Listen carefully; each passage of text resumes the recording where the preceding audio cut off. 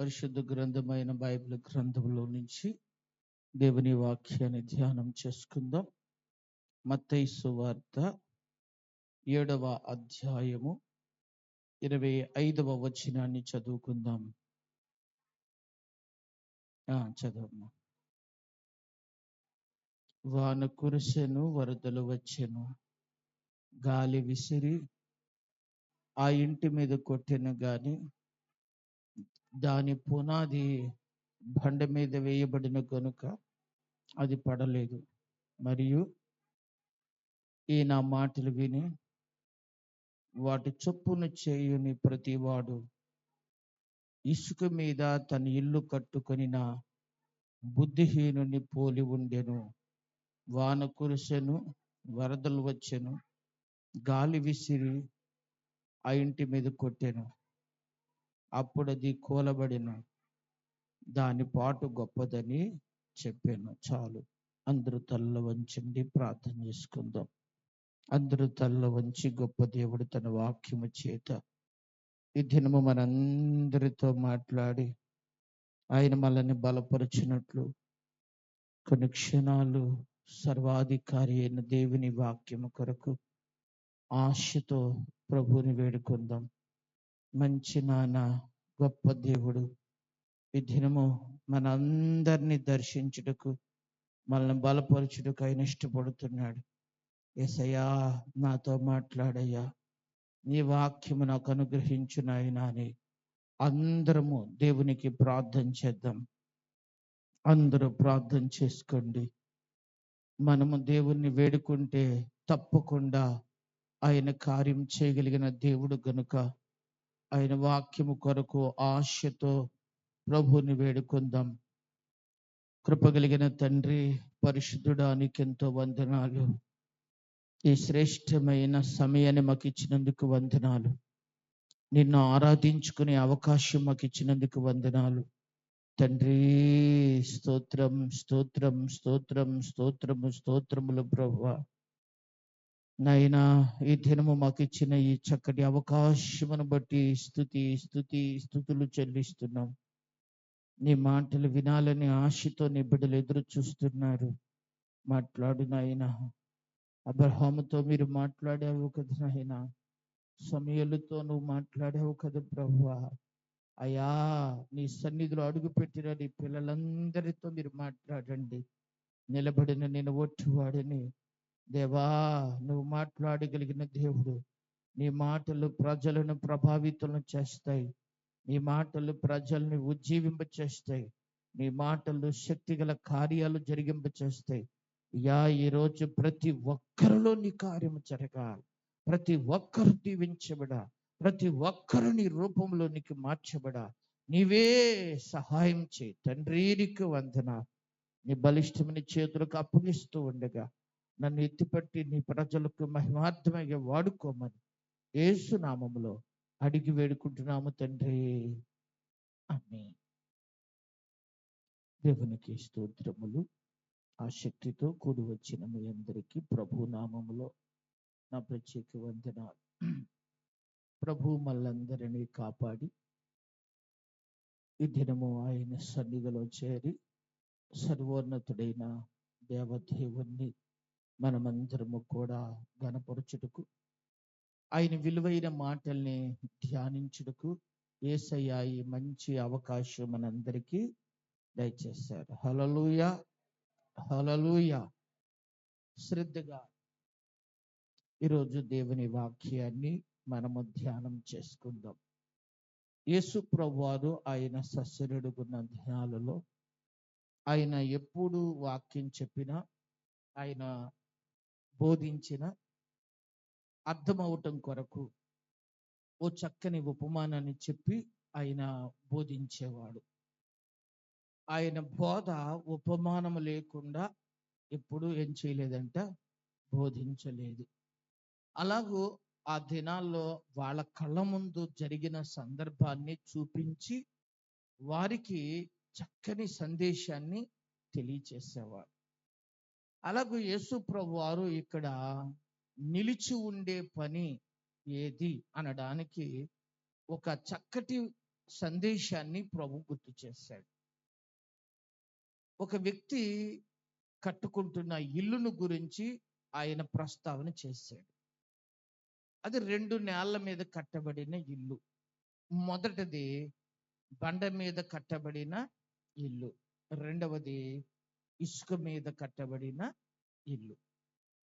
అది ఇల్లే, ఇది ఇల్లే. బండ మీద కట్టబడిన ఇల్లుకి స్ట్రాంగ్ అయిన పునాది లాంటిది బండ కదా. ఒక రోజున యేసు ప్రభుల వారు పేతురుతో ఇలా అంటాడు. ఏమని చెబుతాడు అని అంటే, పేతురుతో, పేతురు, ఈ బండ మీద నా సంఘాన్ని కట్టు అన్నాడు. ఏ బండ? క్రీస్తు అనే ఒక బండ మీద సంఘమును నీవేం చేయమన్నాడు? కట్టు అని ప్రభువారు ఆయన ఆ దినాల్లో చాలా తేటగా ఆ విషయాన్ని ఏం చేశాడు? చెప్పాడు. పేతురుతో చెప్పాడు. సంఘము క్రీస్తు అనే ఒక బండ మీద ఏం చేయబడాలి? కట్టబడాలి. ఇప్పుడు బండ మీద కట్టబడిన ఇల్లు ఒకటి ఉంది, ఇసుక మీద కట్టబడిన ఇల్లు ఉంది. ఈ లోక పోకడని రకరకాల పరిస్థితుల మధ్య కట్టబడిన కట్టడం ఉంది, అలాగే క్రీస్తు మీద కట్టబడిన కట్టడము ఉంది. ఒక క్రైస్తవ సంఘము ఎక్కడ కట్టబడాలి అన్నాడంటే, క్రీస్తు అనే ఒక బండ మీద ఏం చేయబడాలి? కట్టబడాలి. ఆ బండ మీద కట్టబడినప్పుడు గాలి, వాన, తుఫానులు ఎన్ని వచ్చినా అది ఏమవ్వదంట, ఎన్నడూ అది కదల్చబడదు. చూడండి, ఇసుక మీద కట్టబడినది ఏమైపోయింది? కూలిపోయింది. అక్కడ అందుకే అన్నాడు, ఈ నా మాటలు ఏం చేసి, ఎవరైతే ఈ నా మాటలు వింటాడో, ఎవరైతే ఈ నా మాటలు విని వాటి చొప్పున చెయ్యువాడు ఎక్కడ కట్టుకుంటాడు? ఇసుక మీద, బండ మీద. దేవుని వాక్యాన్ని విని కట్టేవాడేమో బండ మీద కడతాడు. దేవుని వాక్యాన్ని వినకుండా వాడు ఎక్కడ కడతాడో? ఇసుక మీద కడతాడు. ఒక రోజున ఈ పని ఏమైపోద్ది? తేలిపోద్ది.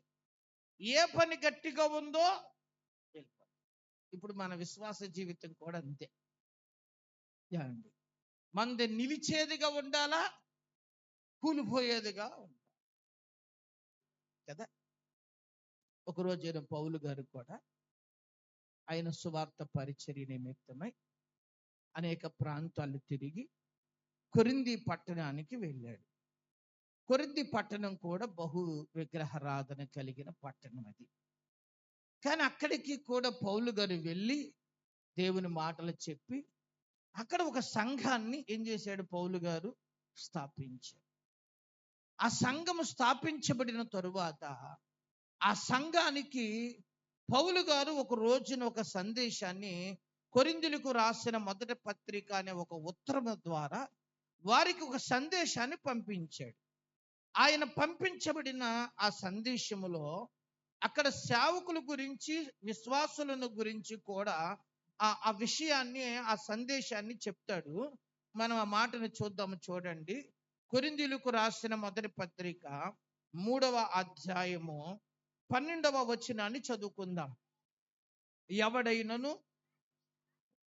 ఈ పునాది మీద బంగారము, వెండి, వెలగల రాళ్ళు, కర్ర, గడ్డి, కొయ్యకాలు మొదలగు వాటితో కట్టిన ఎడల వాని వాని పని కనబడును.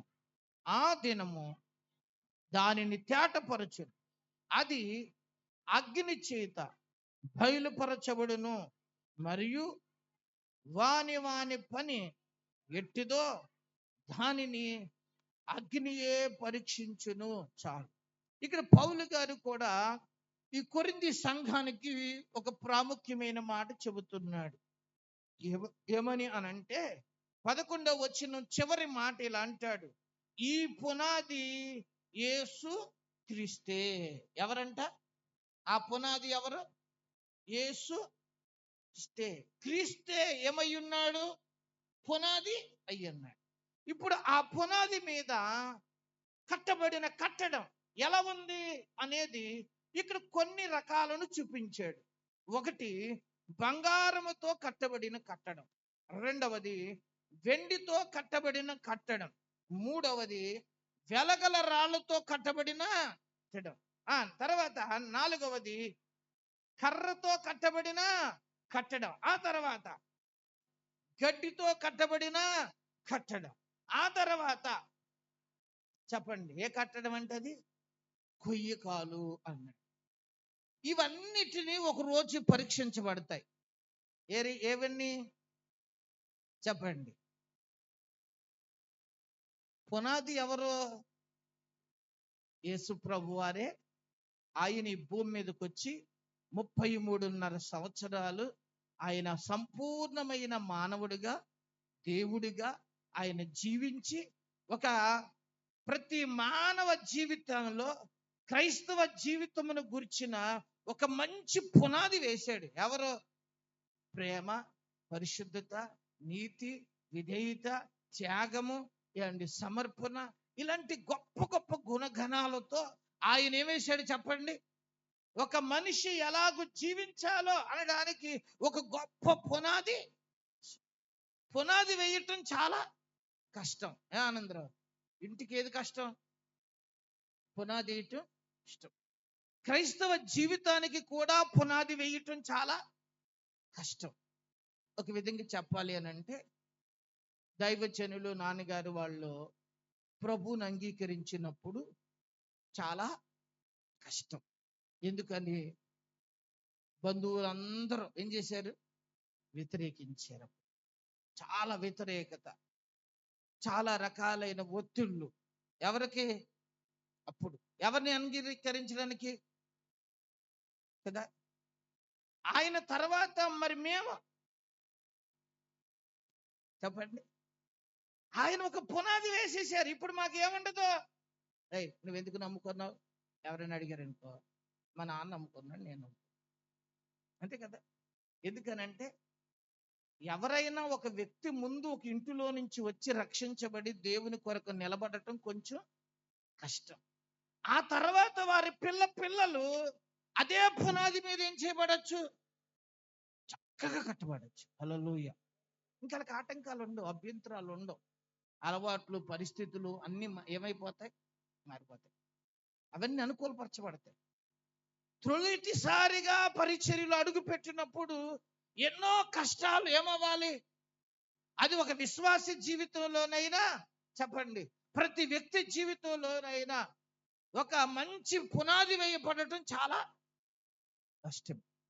యేసు ప్రభుల వారు క్రైస్తవ సంఘానికి ఒక పునాది రాయిలాగా మనందరి కొరకు ఒక మనుష్యుడు ఎలా జీవించాలో జీవన విధానాన్ని చాలా తేటగా మనకు ఒక పునాది, హల్లెలూయా, అది లోపము లేని పునాది వేశాడు, తిరుగులేని పునాది వేశాడు. ఎవరు?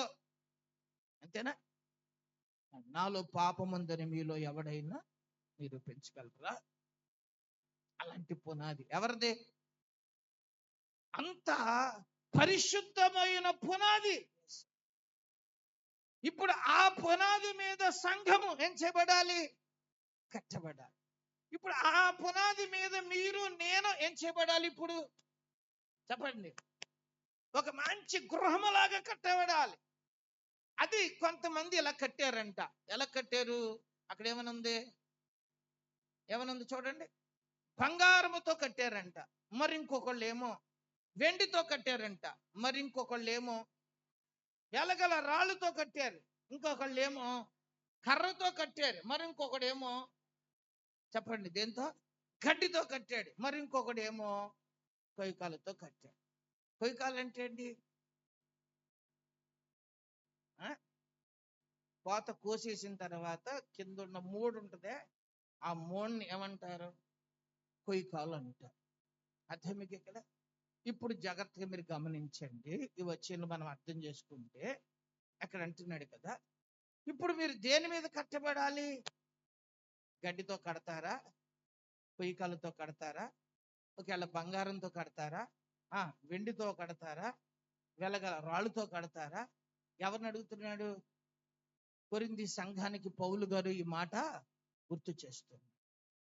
జాగ్రత్త మీరు గమనించండి.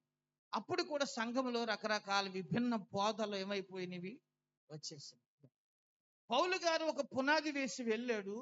పరిస్థితులు అక్కడ చాలా రకాలైన ఏమైపోయినాయి చెప్పండి, ఆచారాలు పద్ధతులు సంఘంలోనికి వస్తుంది. కానీ అలాగ కాదు, మీరు ఏం చేయబడాలి? ఒక మంచి కట్టడములాగా చేయబడాలి. ఈ దినము నేను మీకు చెప్పే విషయం ఏమిటి అని అంటే, మన విశ్వాస జీవితము క్రీస్తు అనే ఒక బండ మీద ఒక మంచి కట్టడములాగా ఏమవ్వాలి? కట్టబడితే ఒకానొక దినాన్ని ఈ కట్టడము ఎలా కట్టబడింది అనేది పరీక్షించబడడానికి, అక్కడేమో తుఫాన్ వచ్చింది, వరద వచ్చింది, ఇక్కడేమో అగ్ని వస్తుందంట. అగ్ని చేత ఏం చేయబడుతుంది? పరీక్షించబడుతుందంట. ఏంటిది? ఇప్పుడు అగ్ని చేత పరీక్షించబడితే కొయ్యికాలు ఏమైపోద్ది? గడ్డి ఏమైపోద్ది?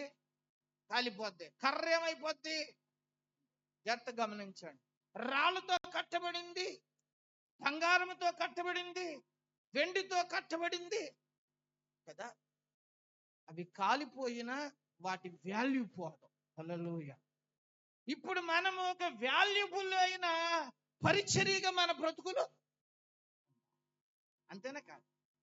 ఇక్కడ దేవుని వాక్యంలో పౌలు గారు మాట్లాడిన మాట అదే.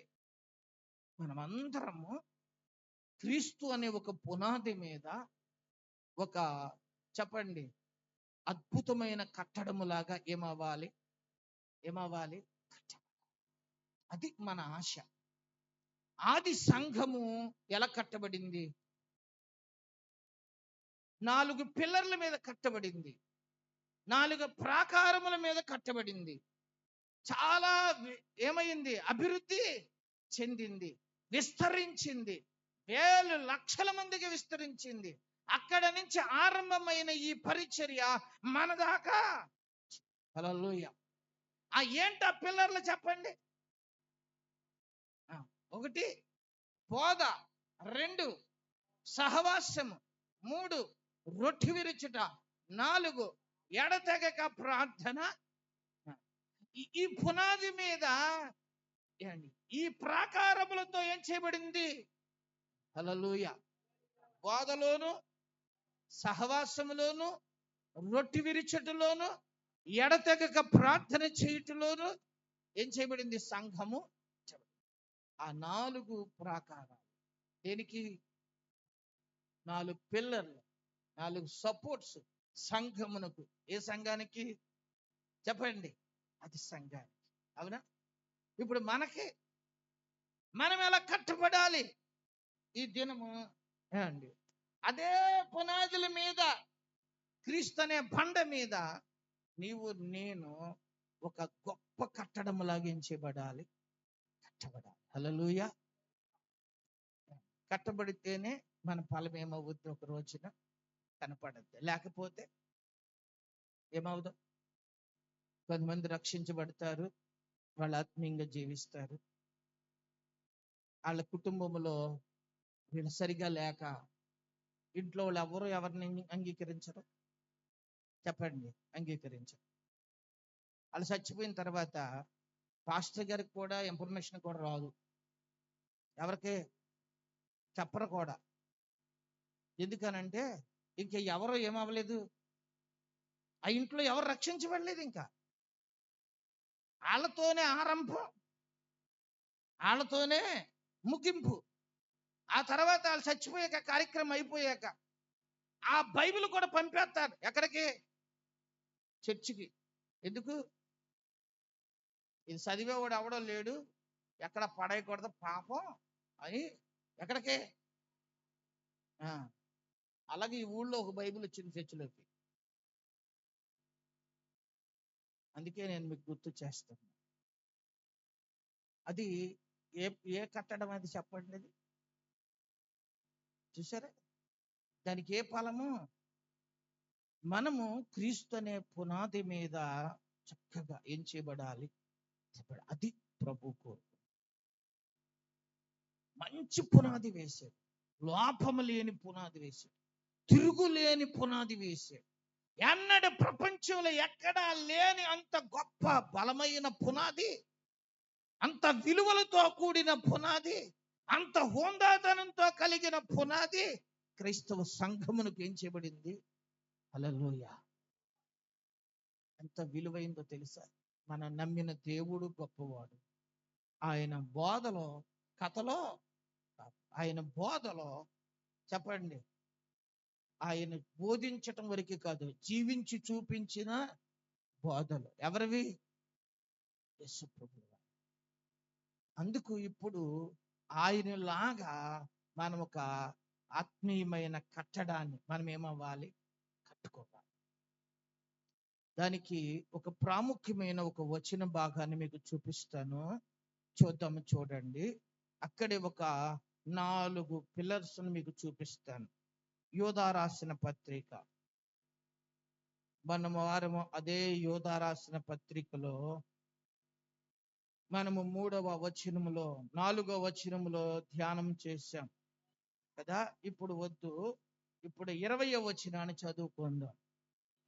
ప్రియులారా, మీరు విశ్వసించు అతి పరిశుద్ధమైన దాని మీద మిమ్మల్ని మీరు కట్టుకొనుచు పరిశుద్ధాత్మలో ప్రార్థన చేయుచు నిత్య జీవార్థమైన మన ప్రభువు యేసు క్రీస్తు కనికరము కొరకు కనిపెట్టుచు దేవుని ప్రేమలో నిలుచున్నట్లు కాచుకొని ఉండుడి.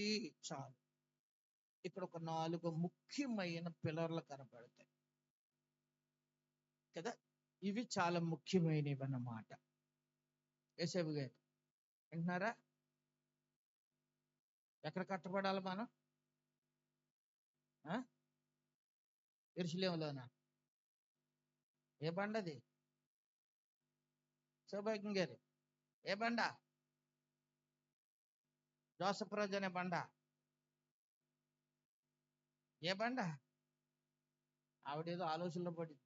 మా శ్రీమంతుడు చెప్పేస్తాడు, ఎరా ఏ బండ మీద కట్టబడాలరా మనం? ఇక్కడ ఉన్నావా? క్రీస్తు అనే బండ మీద ఏం చేయబడాలి? మనము కట్టబడాలి కదా. క్రీస్తే మనకు ఒక మంచి పునాది. ఇప్పుడు ఇక్కడ వ్రాయబడింది, అది ఎలా కట్టబడాలి అనేది మీకు చెబుతున్నానంటే, ప్రియులారా, మీరు విశ్వసించు అతి పరిశుద్ధమైన దాని మీద మిమ్మల్ని మీరు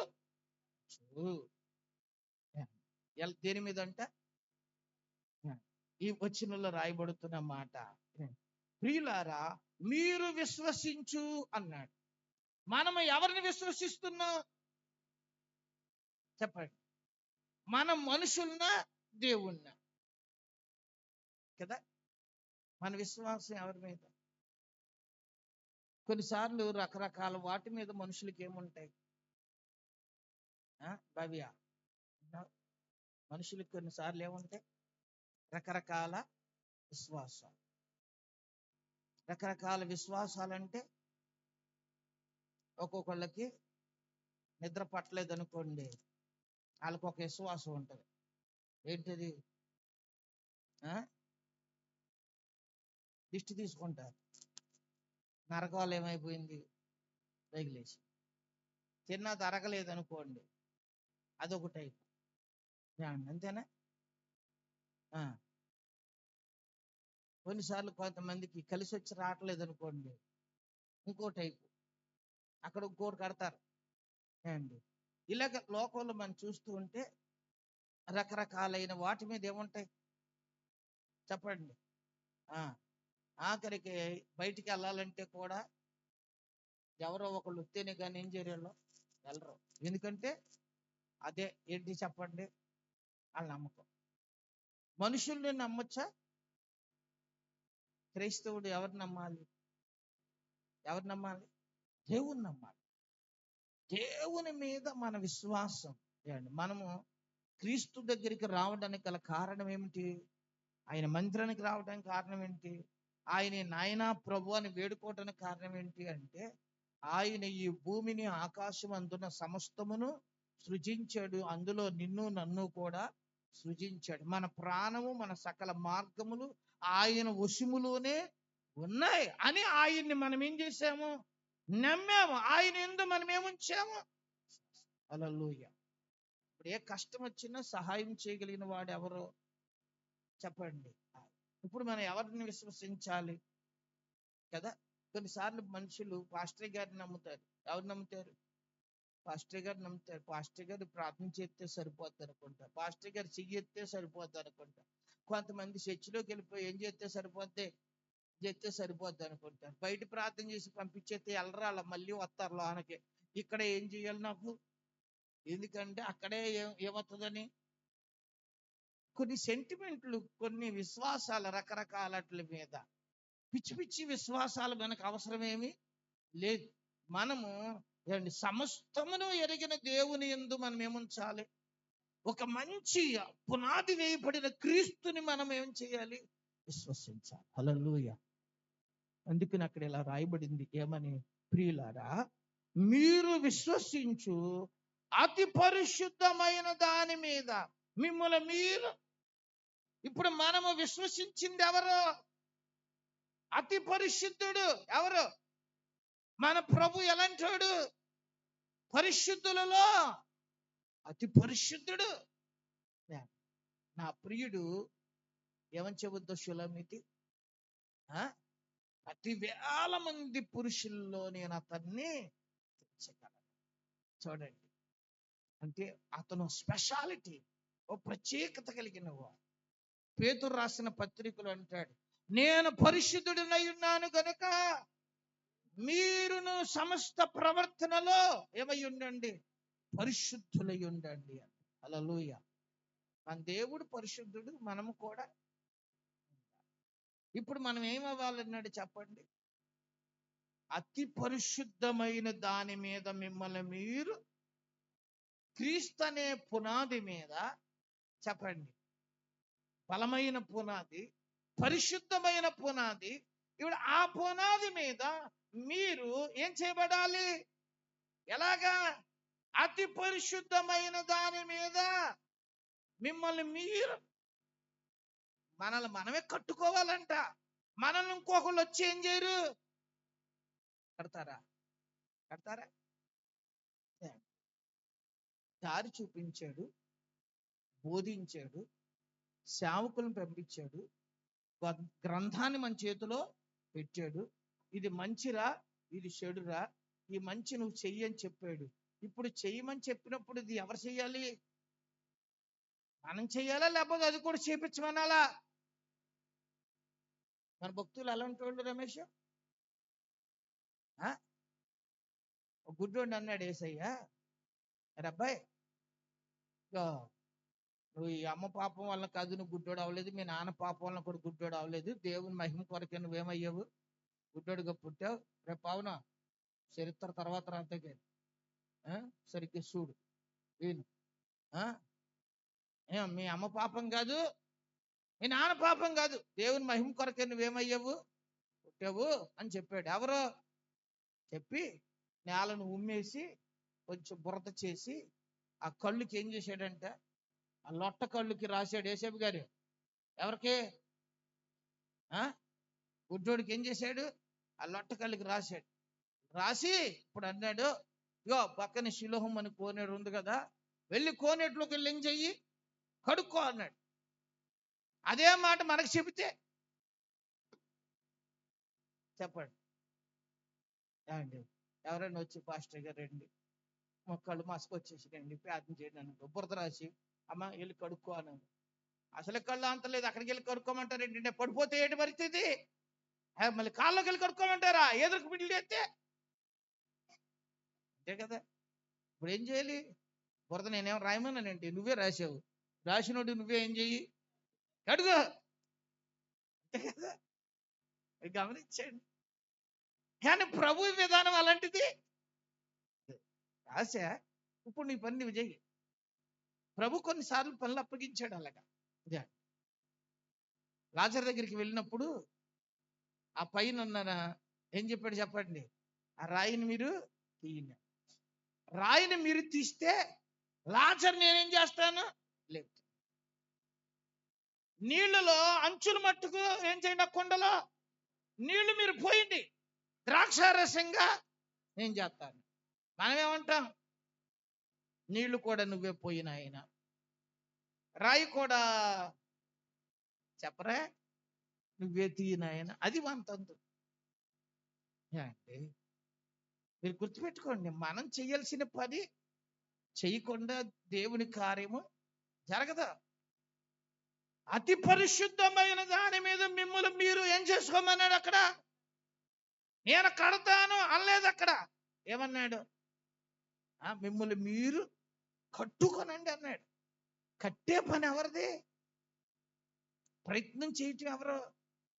సార్థకం చేయటం ఎవరు? ఏమండి విన్నారు దేవుని వాక్యాన్ని, ఇంటికి వెళ్ళాక ఇదిగో ఈ చెడు చూడకూడదు, ఈ చెడు మాట్లాడకూడదు, ఈ పని నేను చేయకూడదు అని నిన్ను నీవేం చేసుకోవాలి? కట్టుకోవాలి. అది కట్టుకున్నప్పుడే చెప్పండి దాని విలువ, దాని గొప్పతనం. అంతేనా కాదా? అది దేవుడు చేయడు, సేవకుడు అది ఎవరు చేయాలి చెప్పండి? వ్యక్తే చెయ్యాలి. ఇంకా బాగా అర్థంలో చెబుతాను. ఒకసారి ఓ పెళ్లి చేశాం, మర్చిపోలేను నేను ఆ పెళ్లి.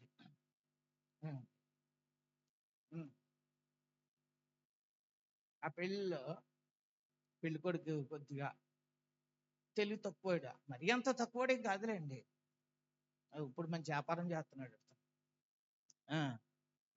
అప్పుడు విసి జోసఫ్ గారు పెద్ద ఆయన ఉండేవారు, పెళ్లి చేయడానికి ఆయన వచ్చేవారు. అప్పుడు నాన్నగారు కూడా లేరు, నేనే ఆ పెళ్లి కార్యక్రమం అంతా చూసుకున్నాను. అప్పుడు ఆయన మంగళసూత్రం చేతికిచ్చి, అబ్బాయి నువ్వు నేను చెప్పింది చెప్పి 3 ముళ్ళు వేయి అన్నాడు. ఎవరిని అన్న తాడు పట్టుకున్నాడు, పాస్టర్ గారి చేతికిస్తే ఊగిపోతుంది, ఎవరి చెయ్య ఊగిపోతుంది. చాలా మందికి మంగళసూత్రం కట్టేటప్పుడు ఏమవుద్ది, ఎక్కిస్తే ఊగిందా ఊగలేదా, స్ట్రాంగ్ ఉందా? కొంతమందికి ఊగిపోతే ఇలాగ భయం వచ్చేద్ది, బాబోయ్ బాధ అంతా ఇక్కడి నుంచి ఏం చేయాలి నేను అనుకుంటారో మరి ఏమనుకుంటారో. అది చాలా మందిని చూస్తాను నేను. పాప ఆ అయ్యగారు కూడా పాప వణికిపోతున్నాడు. ఒరే వణికిపోకరా, చెప్పినట్టు ఏం చేయి, నువ్వు చెయ్యి అన్న. అంటాడు, నేను కట్టను కదండి పట్టుకొని మీరు కట్టాడు, ఇది కట్టాడు. ఒరే తెంగరాదు, ఇది నేను కట్టేది కాదు, ఇది ఎవరు కట్టాలి? నేను కట్టాలిరా బాబు అన్నాను. అర్థం మీకు ఇక్కడ పెళ్లి వాక్యం చెబుతాం కానీ చెప్పండి, పెళ్లి వాక్యం చెబుతాం, ఆ కార్యక్రమం జరిగిస్తాం. ఇప్పుడు మంగళసూత్రం ఎవరు కట్టాలి? అది ఎవరినాడు అనుకున్నారు? మీరు కట్టండి అంటున్నాడండి. అర్థం మీకు ఇక్కడ. అందుకని మీకు గుర్తు చేస్తున్నా, అది ఎవరు కట్టాలి? ఇలా కట్టాలి కదా. ఇక్కడ ఎందుకే ఈ కథ ఎందుకు చెప్పాను అనుకున్నారు? మీకు ఎందుకు చెప్పాను? మనం చెయ్యాల్సింది అది నువ్వే చెయ్యాలి. అది ఎవరి అవసరం? అది నీది. నీకంటూ దేవుడు బుర్ర ఇచ్చాడు, నీకంటూ ఒక శరీరాన్ని ఇచ్చాడు, నీకంటూ ఒక సామర్థ్యత ఇచ్చాడు, నీకంటూ దేవుడు ఒక శక్తిని. ఇప్పుడు నువ్వేం చేయాలి? అది నువ్వు చెయ్యాలి. అర్థం మీకు ఇక్కడ. ఏ వ్యక్తి అన్నా చేయగలిగింది కొంతవరకు చేయగలము, కానీ మిగిలింది మాత్రం చెప్పండి. అర్థం మీకు ఇక్కడ. మనం గుర్తించవలసిన విషయం, అతి పరిశుద్ధమైన దాని మీద మిమ్మల్ని మీరు ఇప్పుడు ఏం చేయాలి? దేని మీద కట్టాలి? నేను ఆత్మీయంగా ఉండాలి, నేను భక్తికరంగా ఉండాలి, యేసులాగా ఉండాలి, యేసులాగా జీవించాలి. అలాంటి భక్తి ఉండాలి, అలాంటి పౌరుషం ఉండాలి, అలాంటి ఆత్మీయత ఉండాలి, అలాంటి భక్తితో పాటు మోకాళ్ళ అనుభవం, అలాంటి తగ్గింపు ఉండాలి. అది ఎవరికిలాగా ఉండాలి నేను అని నువ్వేం చేయాలి? దేని మీద కట్టాలి? పాపం ఉంది లోకంలో, చెడు ఉంది, అదంతా ఇసుక మీద కట్టుకున్న బ్రతుకు. అది ఏమి కట్టే బ్రతుకు? అది ఇసుక మీద కట్టే బ్రతుకు. ఒక రోజున ఈ పాటు ఆ పాటు తేలిపోయే రోజు ఒక రోజు వస్తుంది. నువ్వు గట్టి దాని మీద కడితే దాని ఫలం ఏమవుద్ది? నిలుతుంది. అది గనక ఇసుక మీద కడితే అది ఏమైపోద్ది? కూలిపోద్ది. పడిన ప్రయాస, పడిన కష్టం అంతా వ్యయమైపోద్ది. మీరు గమనించి, ఇప్పటికీ కొంతమంది అంటారు, ఎంత కష్టపడ్డానండి, కష్టం అంతా ఏమైపోయింది. ఒకసారి భీమవరం నుంచి ఒక ఆయన నాకు ఫోన్ చేశారు. మున్సిపాలిటీలో పనిచేస్తాడు, చాలా మంచి ఉన్నతమైన ఉద్యోగం. ఆయన ఉద్యోగం చేసిన టైంలో చాలా మందికి ఉద్యోగాలు ఇచ్చాడంట. ఆయన ఉద్యోగాలు ఇవ్వటమే కాకుండా ఆయన ఆ టైంలో చాలా డబ్బు వచ్చేదంట. ఎవరికి? ఒక మంచి స్థానంలో ఉండబట్టి చాలా డబ్బు వచ్చేది. ఆ డబ్బుతో ఫుల్గా తాగేసేసి తనతో పాటు ఉన్న వాళ్ళందరికీ పోసేసాడంట. ఎవరు? అలాగా ఏమండి, సంపాదించిందంతా ఏం చేశాడు? పాడు చేశాడు. వయసు పెద్దదైపోయింది, రిటైర్మెంట్ వచ్చేసింది. అప్పుడు కళ్ళు తెరిచాడు, రోగాలు వచ్చేసినాయి. అప్పుడు దేవుని పట్టుకున్నాడు, దేవుడు రక్షించుకున్నాడు. ఎవరిని? ఏమండి, అప్పుడు ఒక రోజు నాతో మాట్లాడుతున్నాడు. ఏమండి, ఇదివరకు నా యవన వయసులో కష్టపడిన కష్టం ఎంతో ఏమైపోయింది. అప్పుడు పెట్టిన వాళ్ళు, అప్పుడు తిన్నవాళ్ళు, అప్పుడు నా దగ్గర హెల్ప్ చేసిన వాళ్ళు, సహాయం చేసిన వాళ్ళు ఇప్పుడు ఒక్కడ కూడా నా ముఖం వంక ఇంకా 2 పిల్లలు పెళ్లి చేయాలి నేను, నాకు ఇంకా కొన్ని బాధ్యతలు ఉన్నాయండి అని చాలా వాపోయాడు. ఇప్పుడు చూడండి, లోకంలో పెట్టిన పెట్టుబడి అంతా ఏమైపోద్ది? లోకంలో పడిన ప్రయాస అంతా, తిరిగిందంతా, ప్రాకులాడిందంతా, ఎంత ధనం పెట్టావో, ఎన్ని రకాలుగా ప్రయాసపడ్డావో అదంతా ఏమైపోయినట్టే. అంతేనా? అందుకని అది ఇసుక మీద పెట్టిన పెట్టుబడి. దేని మీద? అది కుయ్యి కాళ్ళలా కాలిపోద్ది. అది ఒట్టిగడ్డలాగా ఒకరోజు పరీక్షించబడినప్పుడు ఏమైపోద్ది? అదే దేవుని సన్నిధిలో ఆత్మీయంగా దేవుని కొరకు, నీతి కొరకు, పవిత్ర కొరకు, పరిశుద్ధత కొరకు, సేవ కొరకు, సంఘము కొరకు, అనేకమైన కష్టాలు ఉన్న వారి కొరకు నీ వంతులో నువ్వు పడిన ప్రయాస ఏమవదు? ఇదేమవదు. అంతే కదా? దీని ఫలం ఒక రోజున ఏం చేస్తావు నువ్వు? హల్లెలూయా. ఇప్పుడు మనం గమనించాల్సిన విషయం, అందుకనే మనకి దేవుడిచ్చిన టైంలోనే అతి పరిశుద్ధమైన దాని మీద మిమ్మల్ని మీరు కట్టుకో. చిన్నపిల్లలు కాదు, చెప్పటం వరకే. కట్టుకోవలసిన బాధ్యత ఎవరిది? చెప్పండి.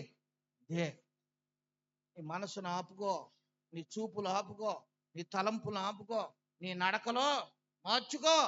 వాక్యం ఉంది, వాక్యం ఇలా చెబుతుంది, ఇవి నీకు తగవో, ఇలాంటి కట్టడాన్ని కట్టావా ఒక రోజు నువ్వు కూలిపోతే అని ఏం చెబుతుంది?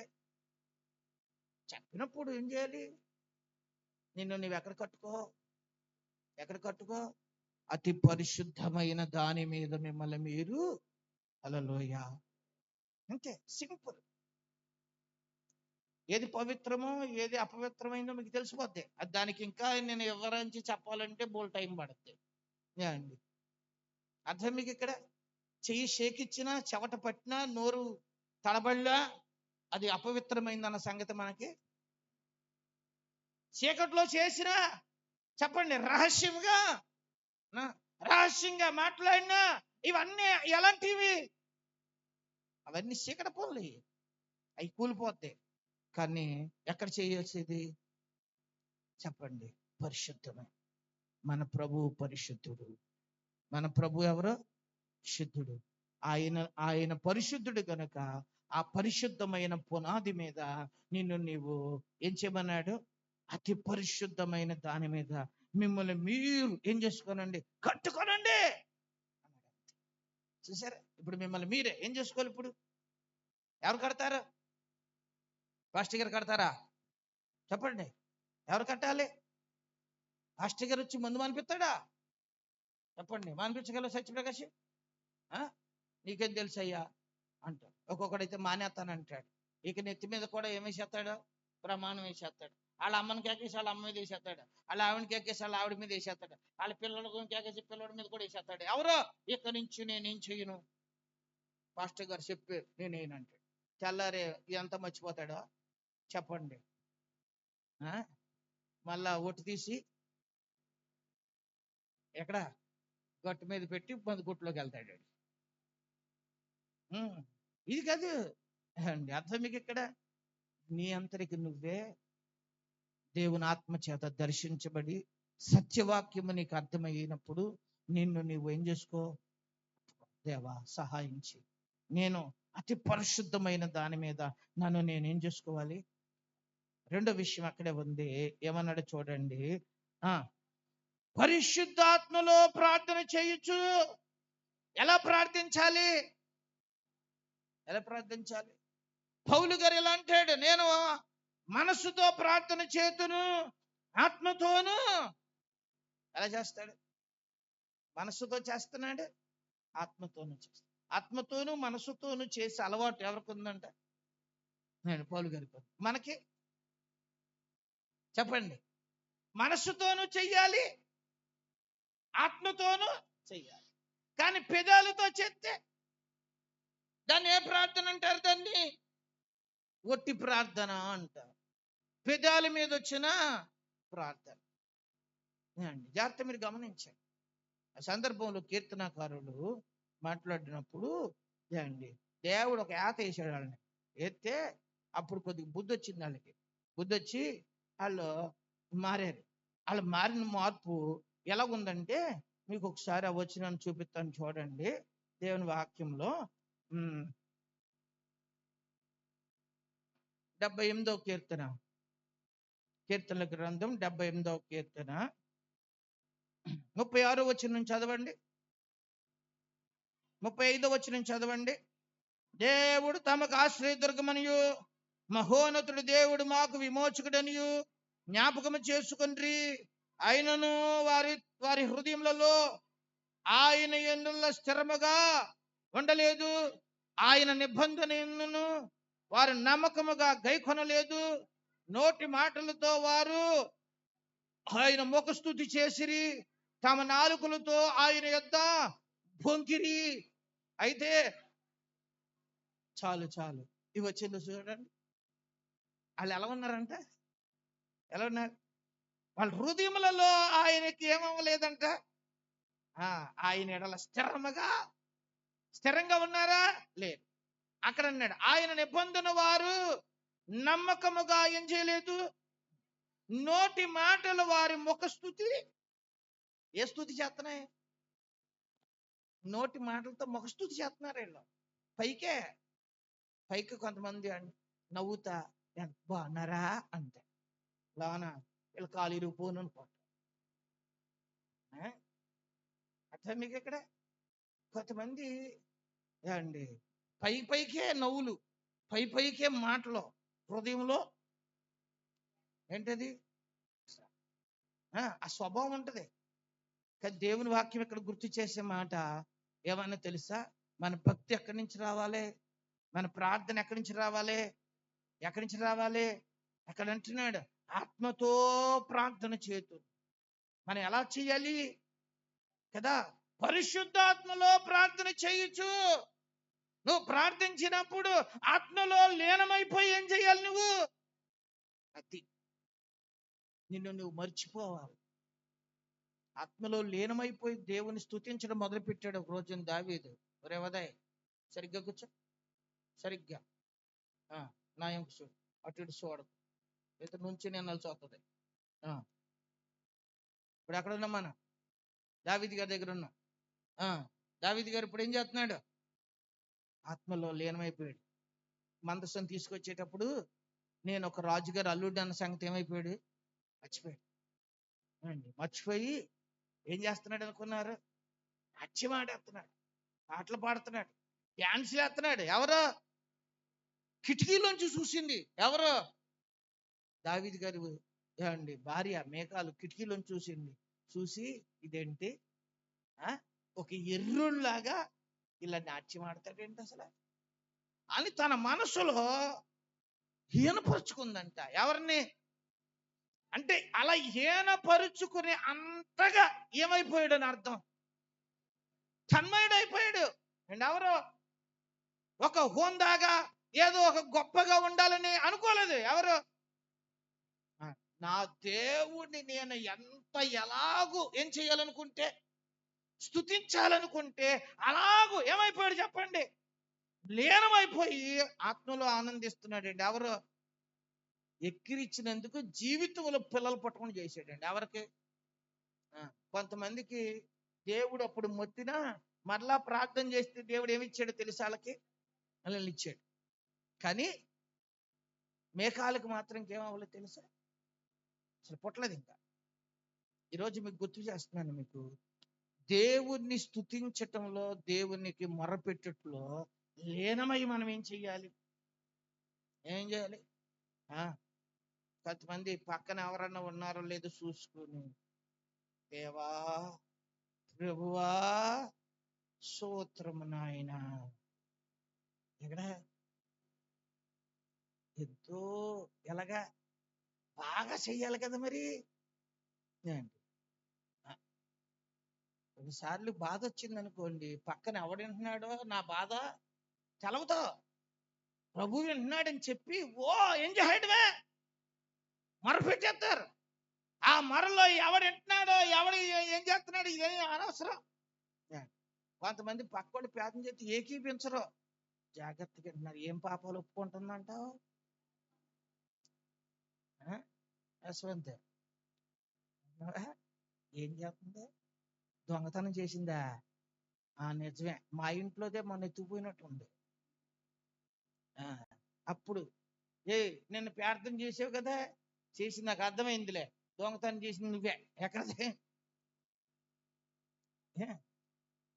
కొంతమంది రహస్యాలు అక్కడ చెబుతుంటే వీళ్ళు వినేవాళ్ళు సూత్రం దేవ కార్యం చేయను ఆయన అనరేళ్ళు. ఇదిగో ఇలా జరిగిందంటే తెలుసు కదా, ప్రార్థనలు చేసిందా ఈ అమ్మాయి? ఎక్కడ చేసింది? నువ్వేనా విలేకరం ఏంటి? ఈ విషయాల్లో నేను చెప్తాను బయటికి. అంతే, ఇలాంటి పనులు చేయకంటే. వాళ్ళు ఏదో అలా బాధ ఉన్నప్పుడు వాళ్ళు ఏం చేసుకుంటారు, అలా మొర పెట్టుకోవాలి. వింటాడు ఎవరు? ఇలాంటి వాళ్ళ కోసం మన వాళ్ళు కొంతమంది స్టైల్గా మొదలెట్టారు. ఒక రోజు నా బొడ్డోడికి ప్రార్థన నేర్పాను.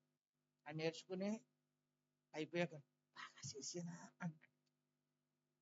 అలా చేశాను అంటే బాగా చేయటం అంటే ఏంటో నాకు అర్థం అవ్వలేదు. బాగా చేయటం అంటే ఏంటి? బేసు వాయిస్ పెట్టి, దేవా యేసయ్యా నీవు గొప్ప దేవుడు నాయనా అని ఏం చేయటం చెప్పండి? అలాగా చేయటమా? కాదు. ఎక్కడి నుంచి రావాలి?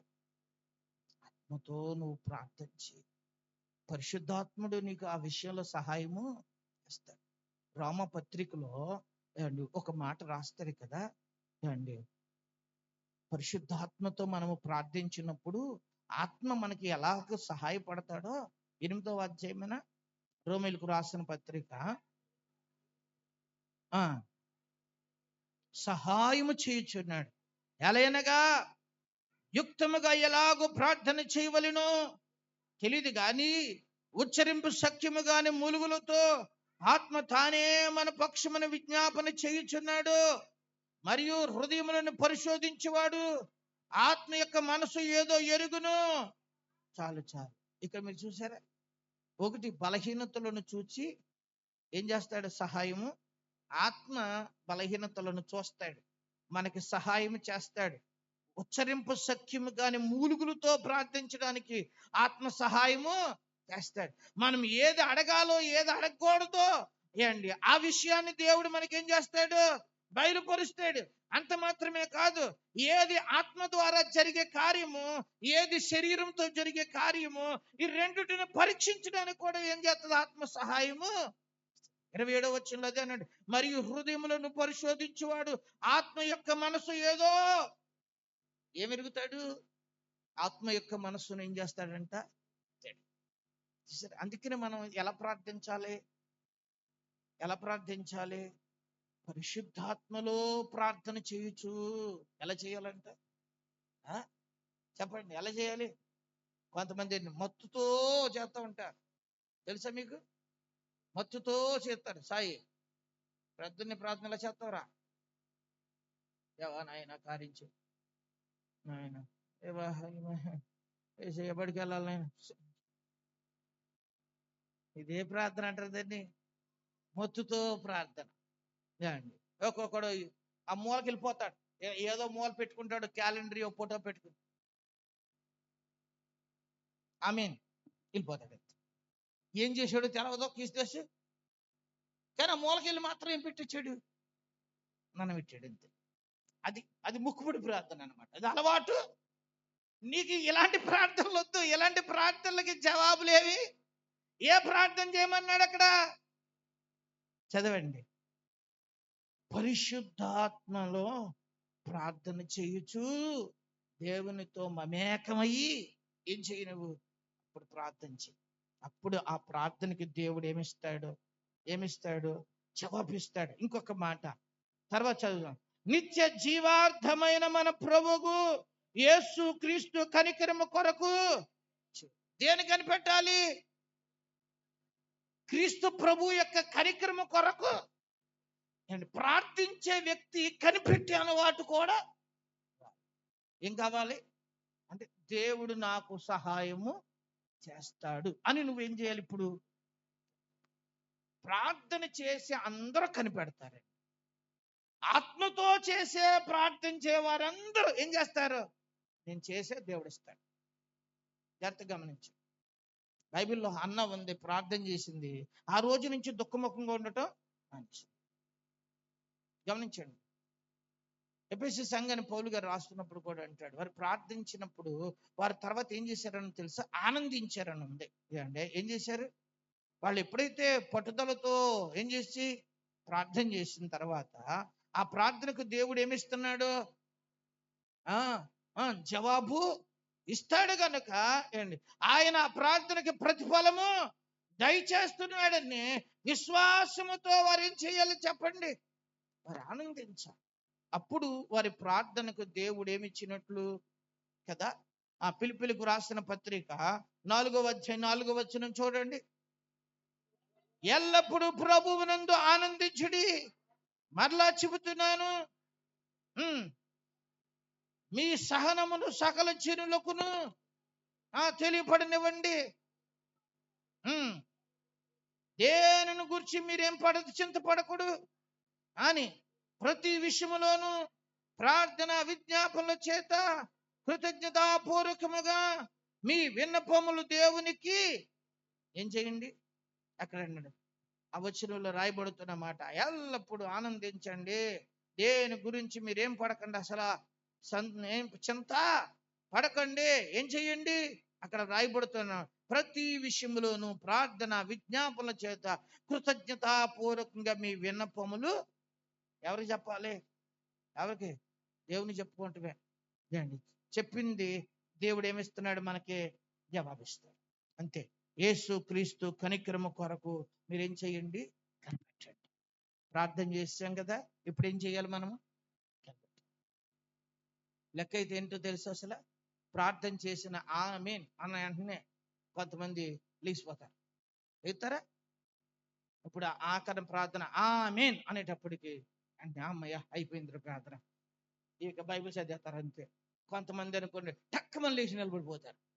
ఇంకా కొంతమంది అనుకోండి అట్నుంచి అట్టే వెళ్ళిపోతారు ఆమెన్ అనేటప్పటికి.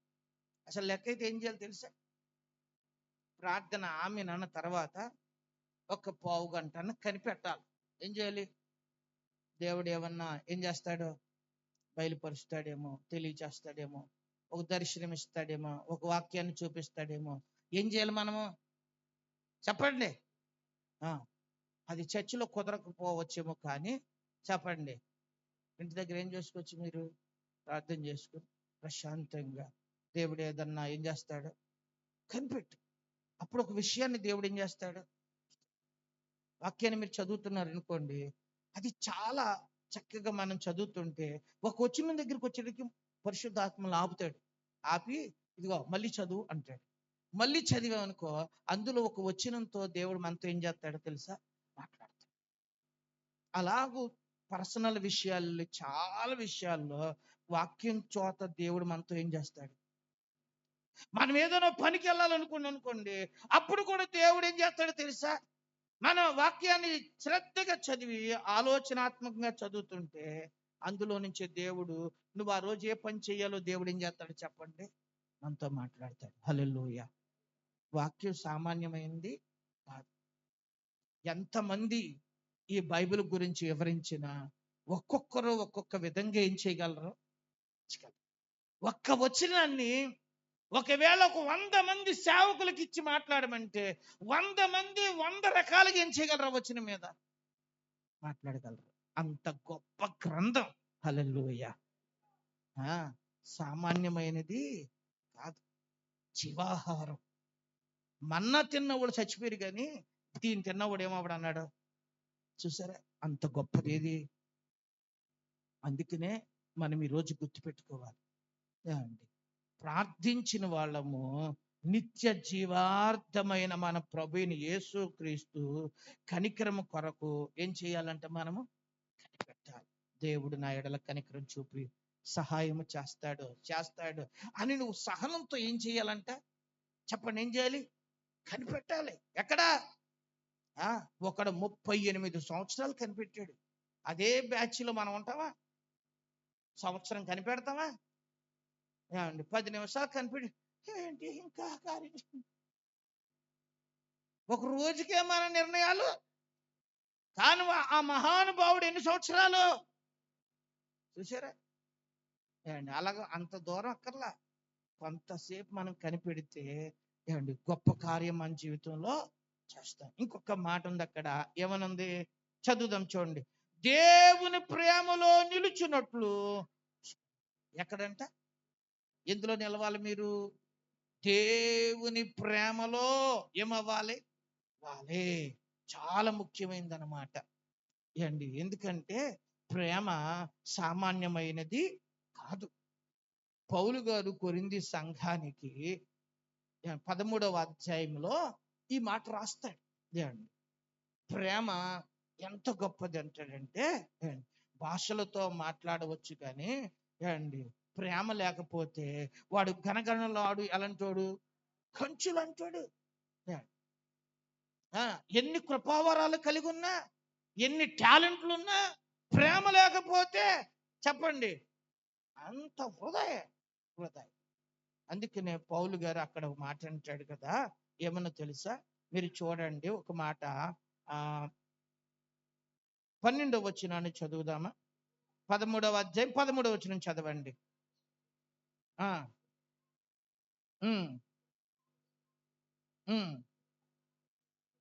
ఒకసారి ఎన్నో వచనం చదువుతున్నా? 13వ వచనం. కాగా విశ్వాసము, నిరీక్షణ, ప్రేమ ఈ 3 నిలుచును, వీటిలో శ్రేష్టమైనది ఏదంట? నిలిచేది ఏంటంటే చెప్పండి, ఏమి నిలుస్తాయి? ఇక్కడ కొన్నిటిని ఫిల్టర్ చేసుకొచ్చి విశ్వాసము, నిరీక్షణ, ప్రేమ ఈ 3 నిలుచును, వీటిలో శ్రేష్టమైనది ఏదంట? ఏది ముఖ్యమైనది? 14వ అధ్యాయం 1వ వచనం అంటాడు, ప్రేమ కలిగి ఉండుటకు ప్రయాసపడుడి. ఏం కలిగి ఉండటానికి? చూసారు ఇప్పుడు మనకి ఏం కావాలంట చెప్పండి? దేవుని ప్రేమ నిలుచున్నట్లు కాచుకొని ఉండండి. దేవుని ప్రేమ అంతము వరకు ఏమయ్యేది? నిలిచేది. ఏది నిలవాలి అని అంటే మీరేం కలిగి ఉండాలి? ప్రేమ. హల్లెలూయా. అదే మీకు ఇక్కడ మాట్లాడుకోలేని వాళ్ళు ఎవరైనా ఉన్నారా?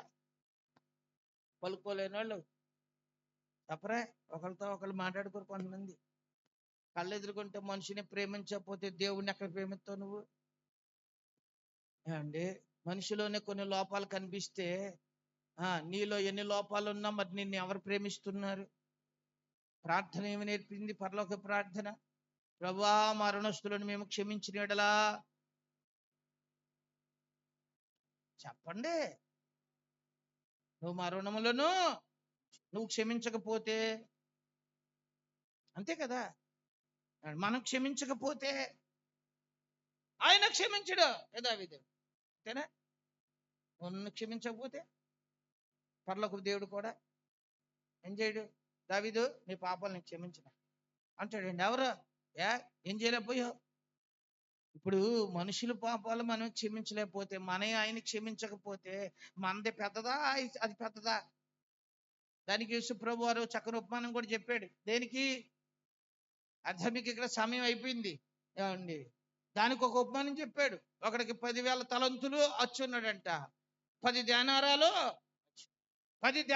ఉన్నవాడు గట్టిగా పీకెట్టేసుకున్నాడండి. ఆడికి 10,000 తలంతులు ఎంచబడినవి. అర్థం మీకు ఇక్కడ దేవుడు క్షమించింది చాలా ఎక్కువ. దానిని లెక్కించ మనం కొద్దిగా ఏం చేయకపోతే, క్షమించకపోతే ఆయన మనల్ని ఎలాగూ. అందుకనే మనం అందరిని క్షమించి అందరితోనూ మనం ఏం కలిగి ఉండాలి చెప్పండి? ప్రేమ కలిగి ఉండాలి. అందుకని దేవుని వాక్యంలో అంటాడు, దేవుని ప్రేమ నిలిచినట్లు ఏం చెయ్యండి? కాచుకో. మనలో ఈ 4 ఉండాలి. ఇక్కడ 4 పిల్లర్లు ఉన్నాయి. ఇప్పుడు చెప్పండి, అతి పరిశుద్ధమైన దాని మీద మిమ్మల్ని మీరు కట్టుకోవాలి. ఎక్కడ కట్టుకోవాలి ఇప్పుడు చెప్పండి? మంది ఎక్కడ కట్టాలి మనం? అతి పరిశుద్ధమైన దాని మీద కట్టబడాలి. రెండవది ఆత్మలో ప్రార్థన చెయ్యాలి. మూడవది యేసుక్రీస్తు కనికరము కొరకు వెయిట్ చేయి, ఎదురు చూడు. తర్వాత దేవుని ప్రేమలో దీని మీద మీరేం చేయబడండి? కట్టబడితే ఒక రోజున మన ఫలం ఏమవుద్ది చెప్పండి? నిలుచుంటది. హల్లెలూయా.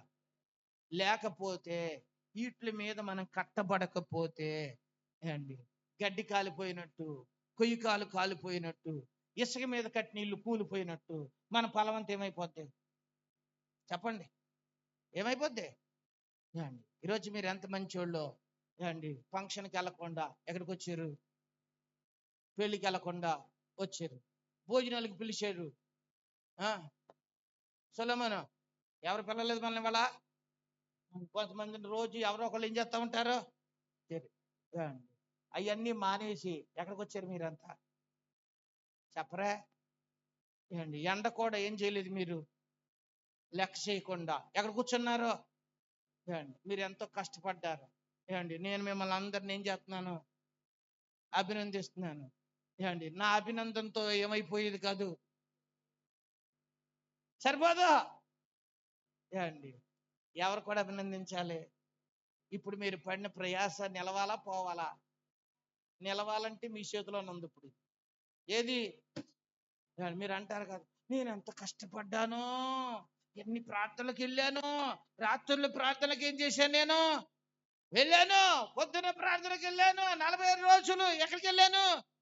ప్రార్థనకు వెళ్ళాను. అయ్యా అయ్యండి ఆయన ఆ ఫలం నిలిచి ఉండాలంటే ఈ 4 పనులు నువ్వు, లేకపోతే నువ్వు చేసిన పని అంతా ఏమైపోద్ది? ఒక్క చెడ్డ పని ఉంటే చాలు, మొత్తం అంతా ఏమైపోద్ది?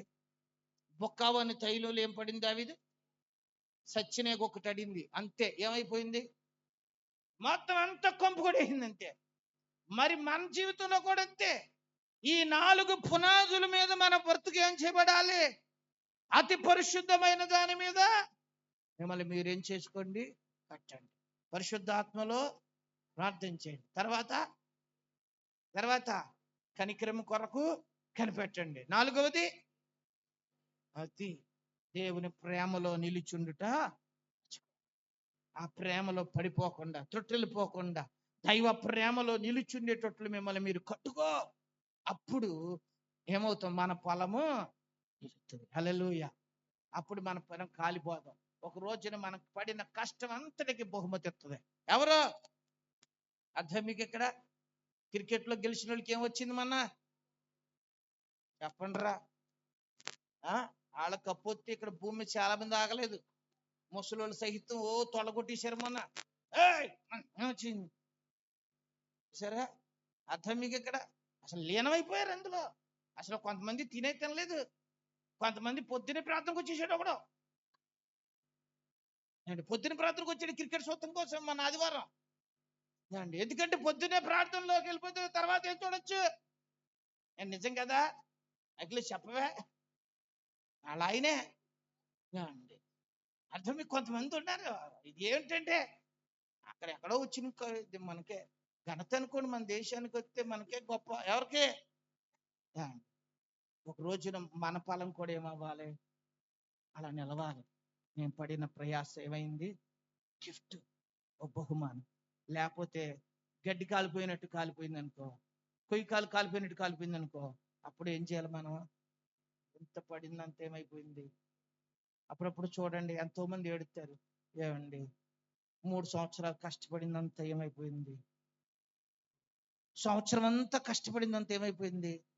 ఉసూరుమని పోరా? ఏమండి? అదే మీ కష్టం నిలిచిన రోజున మీకు ఎలా ఉంటది? ఎలా ఉంటది? ఎవరో ఇచ్చింది కాదు, నీ కష్టం నీకు నిలిచిన రోజున ఎలా ఉంటది? అది ఈ రోజు మన జీవితంలో చూడాలి. ప్రభు వాక్యం అదే చెబుతుంది కదా. దేవుని మాటలు విని బండ మీద కట్టుకున్న ఇల్లు, ఆడి కష్టం ఏమైంది చెప్పండి? నిలిచింది. అందుకనే ఈ రోజు అడుగుదాం దేవుణ్ణి, అయ్యా నా పొలము నిలిచేదిగా ఉండాలి కానీ కాలిపోయేదిలాగా. మోకరించండి, ప్రార్థన చేసుకుందాం. అందరూ మోకరించి, పరిశుద్ధాత్మ దేవుడు ఈ దినము ఆయన పిల్లలమైన మనందరితో మాట్లాడిన మాటల్ని ఒకసారి ఎవరికి వారిగా పరిశీలన చేసుకొని దేవుని పాదాల దగ్గర అందరము ప్రార్థన చేసుకుందాం. ప్రతి ఒక్కరు ప్రార్థన చేసుకోండి. ఆత్మదేవుడు, సర్వాధికారి అయిన ప్రభు ఈ దినము ఆయన పాదాల దగ్గరకు వచ్చిన మనందరితో మాట్లాడిన మాటలు, తండ్రి దేవా నిలిచే పొలముగా ఉండాలయ్యా. దేవా కాలి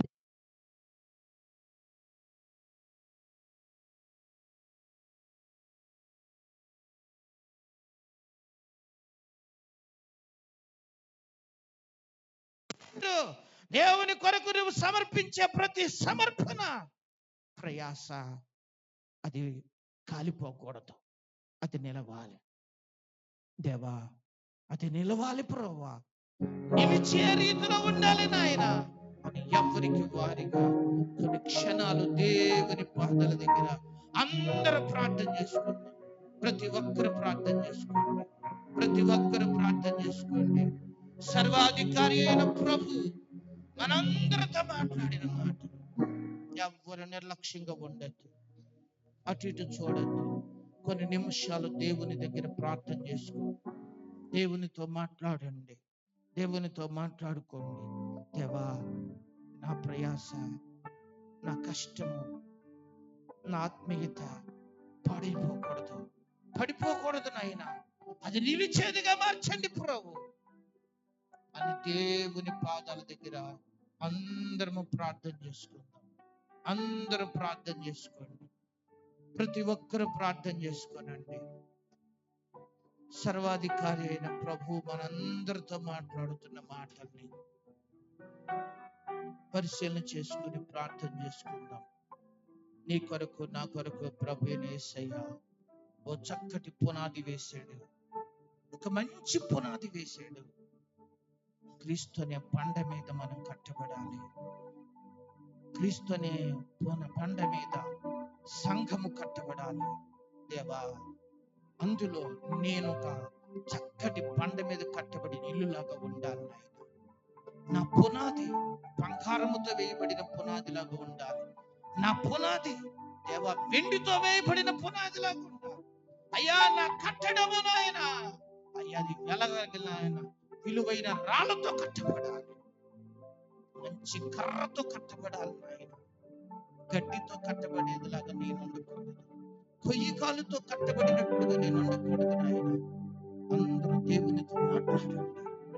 లేకపోతే నువ్వు ఎంత ప్రయాసపడినా, ఎన్ని వారాలు దేవుని సన్నిధికి వచ్చినా, నువ్వు దేవుని కొరకు ఎంత సమర్పించుకున్నా, అతి పరిశుద్ధమైన దాని మీద నిన్ను నువ్వు కట్టుకోకపోతే, ఆత్మలో ప్రార్థించలేకపోతే, దేవుని కనికరం కొరకు కనిపెట్టలేకపోతే, ప్రేమలో నిలిచుండలేకపోతే, ఒక రోజున కాలిపోతుంది, ఒక రోజున కూలిపోతుంది. ఆయన కూలిపోయే బ్రతుకొద్దు, కాలిపోయే బ్రతుకు నాకొద్దు నాయన. దేవుని దగ్గర ప్రార్థన చేసుకోండి. ప్రార్థన చేసుకోండి. కూలిపోయే బ్రతుకొద్దు, కాలిపోయే బ్రతుకు నాకొద్దు నాయన. నాది నిలిచే భక్తి అయ్యా, నిలిచే అనుభవంలో నా భక్తి ఉండాలి అయ్యా. నా కన్నీటి, నా శ్రమ నిలిచేదై ఉండాలి. దేవుని దగ్గర ప్రార్థన చేసుకుందాం. అందరూ ప్రార్థన చేసుకోండి. ప్రభు బలలో చేపట్టబోయే